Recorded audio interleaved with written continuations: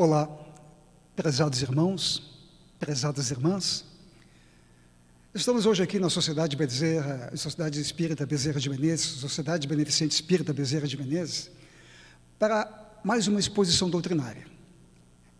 E antes de nós iniciarmos o nosso encontro, vamos fazer a nossa prece de abertura. Então, agradecendo a Deus, a Jesus, aos nossos espíritos amigos, protetores, conselheiros, enfim, todos aqueles que nos ajudam na nossa evolução terrena. Muito obrigado, Senhor, por tudo que recebemos, pelo dom da vida, pelos amigos, pelos familiares, por todos aqueles que nos orientam nessa nossa jornada terrena. Muito obrigado por tudo. E dizemos, iniciando o nosso encontro, Pai nosso que estais nos céus, santificado seja o vosso nome, venha a nós o vosso reino, e seja feita a tua vontade, assim na terra como nos céus. O pão nosso de cada dia nos dai hoje. Perdoa, Pai, as nossas ofensas, assim como nós perdoamos a quem nos tem ofendido. Não nos deixes cair em tentação, mas livra-nos, Senhor, de todo mal. E que assim seja. Prezados irmãos, prezadas irmãs, meu nome é Gilberto Bordim, sou trabalhador aqui dessa sociedade, e o tema que vamos abordar no dia de hoje está contido no Evangelho segundo o Espiritismo, no capítulo 5, que tem como título Bem-aventurados os aflitos, porque serão consolados. Quem quiser ir um pouco mais além, poderão consultar outras obras, como o Código do Monte, do Sérgio Luiz da Silva Lopes, no capítulo 2, o Livro dos Espíritos, na questão 920, 921, o livro Despertar, Nossos Desafios à Transição Planetária, de Haroldo Dutra Dias, e o livro de Joana de Ângeles, psicografado pelo Divaldo, no capítulo 1, Sofrimento, o livro é Plenitude. Então, são referências que utilizamos para esta nossa apresentação do dia de hoje. Antes de fazermos introduzirmos no nosso tema especificamente, Bem-aventurados os aflitos, é interessante fazermos uma pequena revisão, uma pequena recordação dos ensinamentos da doutrina espírita, porque eles serão úteis no decorrer da nossa exposição. As obras básicas que nós utilizamos na doutrina espírita, elas são fundamentais, elas são esclarecedoras, elas são educadoras, nos ensinam e nos dão o entendimento do porquê da riqueza e da pobreza, do porquê da saúde e da doença, da felicidade e da infelicidade. E mostra as relações disso tudo com o nosso passado, com o nosso presente, e os reflexos desse passado com o presente lá no nosso futuro. Então, nós somos hoje somatórios do que fizemos no passado e nessa existência, que vai se refletir do que seremos no nosso futuro.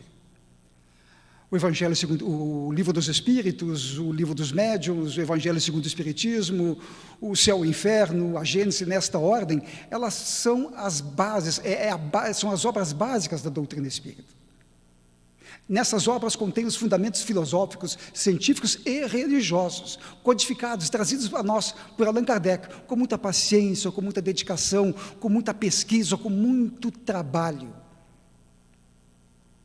Então, queridos irmãos, o Livro dos Espíritos, que faz parte desse elenco de obras, ele é o início, ele é a base de tudo isso. É através deste livro que nós conseguimos entender outros livros da doutrina espírita.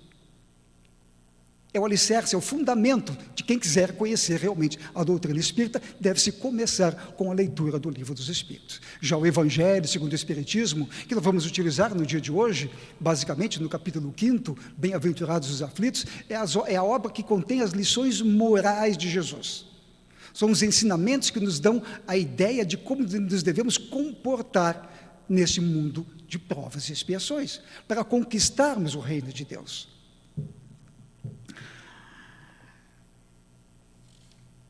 O livro, aliás, as bem-aventuranças, o entendimento que se tem que ter sobre bem-aventurados os aflitos, porque deles é o reino dos céus, porque deles eles serão consolados.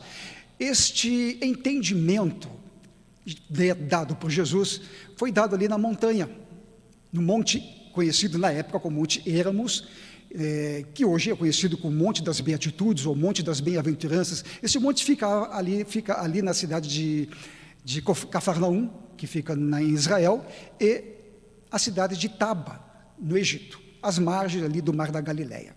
Pois bem, essas bem-aventuranças ditas por Jesus neste monte, ficou conhecido também agora, em virtude de ter sido feito neste monte, essas bem-aventuranças também é conhecido como o Sermão da Montanha ou o Sermão do Monte. Esse Sermão da Montanha está contido no Evangelho de Mateus, no capítulo 5, e também no Evangelho de Lucas, só que no Evangelho de Lucas ele está fragmentado ao longo do texto. Nesses discursos, nesses sermões que Jesus fazia no monte, estão contidos ali, como sempre, lições de moral. Jesus nos passava sempre, aliás, ele sempre nos passa lições de moral, lições de comportamento diante das dificuldades que nós enfrentamos na vida e como nós devemos proceder para chegarmos ao reino de Deus. Pois bem, e Jesus sempre dizia isso com muito amor, com muita humildade, praticando o bem, praticando a caridade, nós chegaremos ao entendimento do que é o reino de Deus. Então, as bem-aventuranças é nada mais, nada menos que um resumo do reino de Deus, de como chegamos até Ele, e as transformações que ocorrem em nós para chegarmos ao reino de Deus. O Sermão da Montanha, amados irmãos, ele é tão importante para a humanidade, tão importante, contém lições valiosíssimas, que Mahatma Gandhi, este notável indiano, que contribuiu muito para a independência do seu país, mas sempre através da resistência sem violência. Foi dessa forma que ele conseguiu o que ele conseguiu.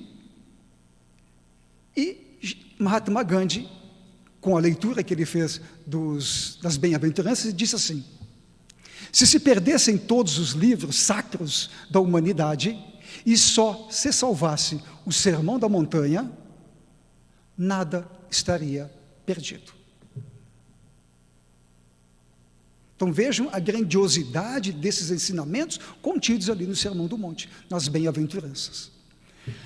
Essas bem-aventuranças, como falamos, está ali no capítulo 5 do Evangelho de Mateus e no Evangelho de Lucas, fragmentado ao longo da obra dele.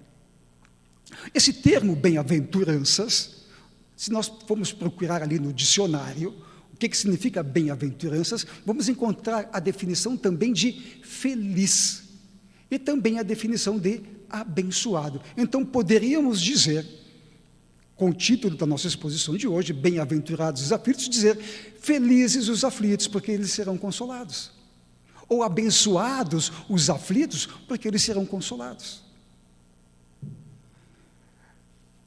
Muitos irmãos e irmãs, ao longo da sua caminhada evolutiva e no aprendizado da doutrina espírita, quando eles se depararam com esta leitura, bem-aventurados os aflitos, felizes os aflitos, abençoados os aflitos, qual é a felicidade, qual é a bênção que vamos ter com as aflições?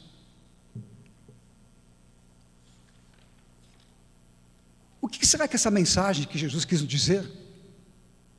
Será que essas aflições, esta felicidade, é só para alguns?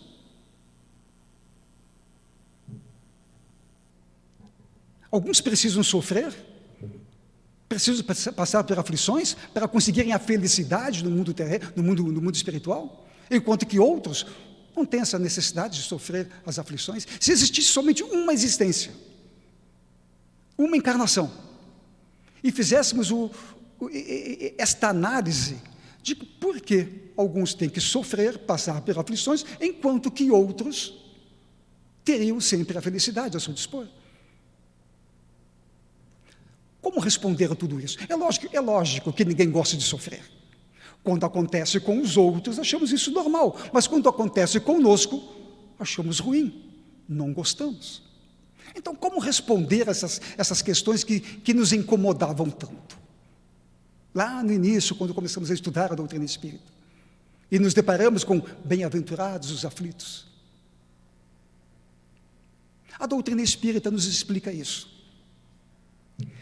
Ela nos dá estas informações, estas respostas. Por isso que, antes de iniciarmos a nossa exposição, comentamos que as obras da doutrina espírita são esclarecedoras, são educadoras. E ela diz assim, no capítulo 5, que é objeto de estudo do nosso dia de hoje, que as causas das aflições têm origem em 2 pontos. As causas atuais, ou seja, as causas presentes nesta existência, e as causas anteriores a esta existência. É esse o entendimento da doutrina espírita.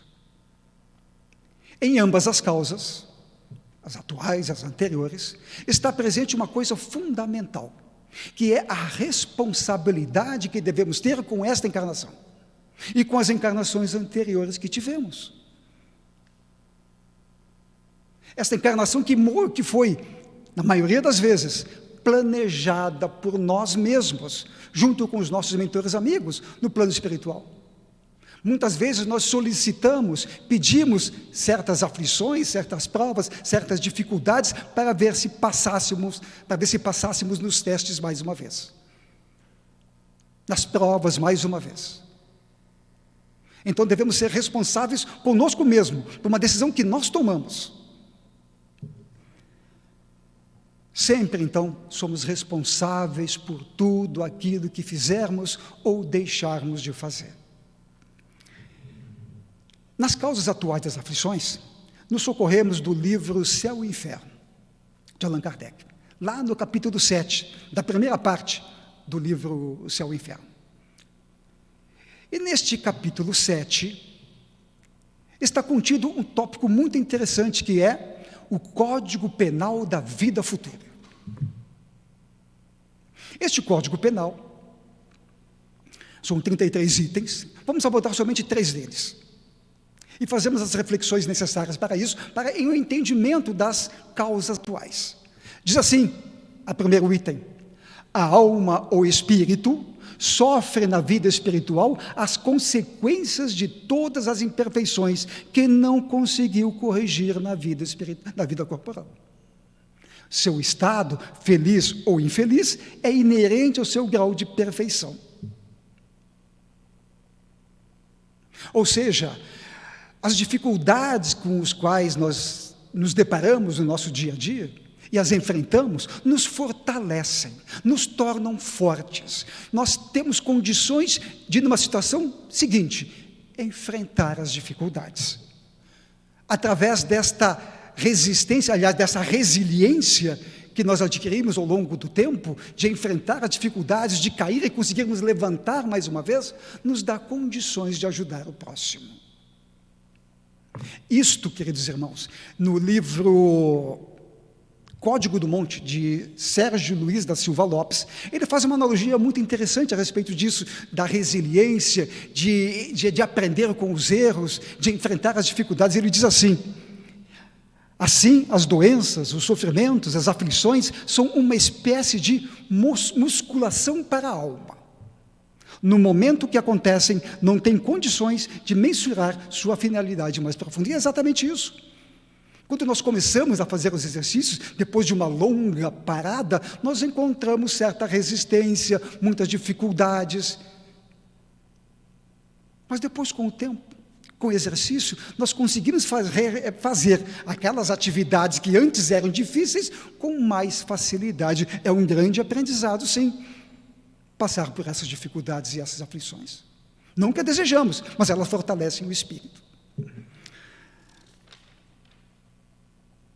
O relato que temos de irmãos e irmãs que passaram por essas dificuldades, depois de muitos anos, fazem as seguintes reflexões: puxa vida, aquele sofrimento, Aqueles momentos difíceis me fortaleceram, me tornou uma pessoa melhor.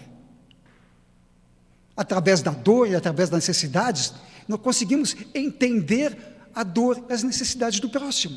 Nós temos aquela empatia com a dor e o sofrimento do próximo, porque nós também passamos por isso. Nós enfrentamos isso e sabemos como enfrentar e podemos auxiliar a quem passa por dificuldades. Neste livro, que há poucos mencionamos, O Código do Monte, de Sérgio Luiz da Silva Lopes, ele também faz um outro comentário bem interessante. Sabemos também que o crescimento surge, na maior parte das vezes, depois de situações difíceis. E ele complementa no final: não é provável que tivéssemos amadurecimento emocional se passássemos apenas por coisas agradáveis. E todos nós sabemos quantas vezes nós erramos, e nós aprendemos com os erros. Aliás, como comentamos aqui várias vezes, com os erros também se aprende a como não se deve fazer as coisas. Isso é um grande aprendizado. Continuando no Código Penal da Vida Futura, no item 9, diz assim: toda falta cometida, todo mal realizado é uma dívida contraída que deverá ser paga. Se o não o for nessa existência, sê-lo-á na seguinte ou nas seguintes. Porque todas as existências estão solidárias entre si, estão ligadas entre si. No livro Despertar, do Haroldo Dutra Dias, ele usa também uma frase bem interessante a respeito disso, que nós não somos o resultado de uma só vida. Nós somos, como dissemos no início da nossa apresentação, o somatório de tudo aquilo que nós fizemos. Fica ali registrado na nossa memória integral. Todas essas experiências de vida, boas ou más, que depois, no momento certo, no momento oportuno, nós as utilizamos para enfrentarmos as dificuldades dessa existência. Complementando e finalizando com relação ao Código Penal, um segundo diz assim: com a completa felicidade prende-se a perfeição, isto é, a purificação completa do espírito.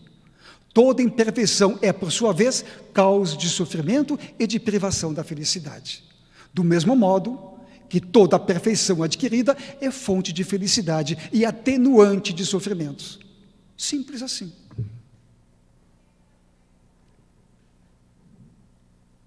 Ou seja, como sempre, repetindo, nós somos responsáveis por tudo aquilo que fizermos ou deixarmos de fazer, nessa existência e nas outras que nos precederam. Daí a importância, amados irmãos, desta presente encarnação, nessa existência, da responsabilidade que temos diante do compromisso que assumimos no plano espiritual. Com relação às causas anteriores das aflições, nos socorremos novamente no capítulo 5 do Evangelho segundo o Espiritismo, mas no item 6, que diz assim. Parece ter um pouco de injustiça do que está aqui, uma aparente injustiça ao lermos este assunto, porque muitas vezes nos deparamos com irmãos que agem de forma incorreta, que não têm um comportamento moral adequado e usufruem, nesta encarnação, das benesses dos bens materiais, da saúde física, enquanto que outros que trabalham, que se dedicam, passam por doenças e sofrimentos. Vejam o que diz o item 6. O homem, pois, nem sempre é punido ou punido completamente na existência atual, mas não escapa nunca, repito, não escapa nunca às consequências de suas faltas. A prosperidade do mal é apenas momentânea. Se ele não expiar hoje, ou se ele não saldar os seus débitos hoje, ou saldará na próxima, ou nas próximas. Vemos isso com muita frequência nos jornais, lemos todos os dias, principalmente na área política. Ou vemos irmãos que utilizam de meios ilícitos para ficarem com o dinheiro público, dinheiro que era para ir para a saúde, para a educação, para os hospitais, para as crianças, enfim. E essas pessoas ficam com este dinheiro para benefício próprio, para a sua felicidade. numa época, no ano passado, antes da pandemia, comentávamos aqui nessa sociedade um assunto relativamente parecido com este, tratando das imperfeições morais. E dizíamos naquela época, a respeito desse assunto, que tínhamos pena desses irmãos que pegavam esse dinheiro para benefício próprio. Me lembro perfeitamente que alguns que estavam presentes no auditório levantaram a cabeça um pouco assustados, dizendo, certamente mentalmente, o que esse palestrante está falando? Como ter pena desses irmãos que fazem essas barbaridades? Complementamos dizendo que tínhamos pena desses irmãos porque eles não sabem o buraco que estão cavando, nesta e em outras encarnações. Como foi dito aqui no Evangelho, a prosperidade do mal pode ser até a pena momentânea, mas ele não escapa nunca das consequências dos atos que praticou. Se não for nessa, será na próxima ou nas próximas. Sobre felicidade e infelicidade, na questão 920, no livro dos Espíritos, diz assim: pode o homem gozar de completa felicidade sobre a terra? A resposta é um pouco desanimadora para alguns, mas é exatamente isso. Não. Não, a felicidade não é completa neste mundo, pois a vida lhe foi dada como prova, como expiação, ou seja, para saldar débitos passados.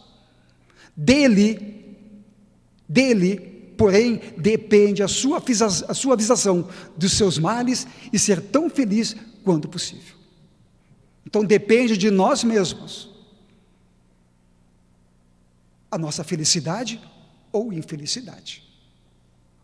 Nós somos os artífices do nosso futuro. Para conquistarmos o reino de Deus, como foi dito no início da nossa apresentação, quando falávamos das bem-aventuranças e o objetivo das bem-aventuranças, de entendimento do reino de Deus, de como chegar até ele e as transformações que isso nos acarreta.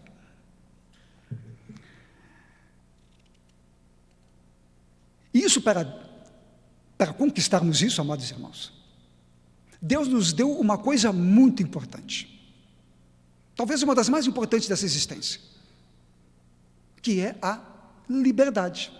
A liberdade de nós fazermos o que nós bem entendemos dessa nossa existência, desde que não prejudiquemos os outros. Essa liberdade, então, ela não é absoluta. Nós vivemos em sociedade e temos compromissos para com ela, para com os nossos irmãos. Não se deve confundir liberdade com livre-arbítrio. Liberdade, então, como dissemos, é o direito que nós temos de fazermos da nossa vida o que nós bem entendermos. Já o livre-arbítrio é o bom ou mau uso que eu faço dessa liberdade. E aí que está o grande problema. Aí está a grande dificuldade. O bom ou mau uso dessa liberdade que Deus nos deu. Na questão 921 do Livro dos Espíritos, a pergunta foi assim: concebe-se que o homem será feliz na Terra quando a humanidade estiver transformada. E este caminho de transformação, de regeneração já começou. Infelizmente ainda estamos passando por provas e expiações. Mas enquanto isso não se verifica, poderá este conseguir uma felicidade relativa? Resposta dos Espíritos: o mais frequentemente, o homem é o artífice da sua própria infelicidade. Praticando a lei de Deus, ele se poupa dos males e chega a uma felicidade tão grande quanto comporta a sua existência presente. Então, novamente, pela terceira vez estamos dizendo, nós somos responsáveis por tudo aquilo que fizermos ou deixarmos de fazer. Esse compromisso foi assumido por nós mesmos, lá no plano espiritual, junto com os nossos amigos espirituais, que planejaram, que organizaram essa nossa existência terrena. E muitas provas, muitas dificuldades, muitas aflições que nós estamos hoje aqui passando, foi solicitada por nós mesmos, para ver se nós passássemos no teste mais uma vez. Porque nós erramos em caminhos passados.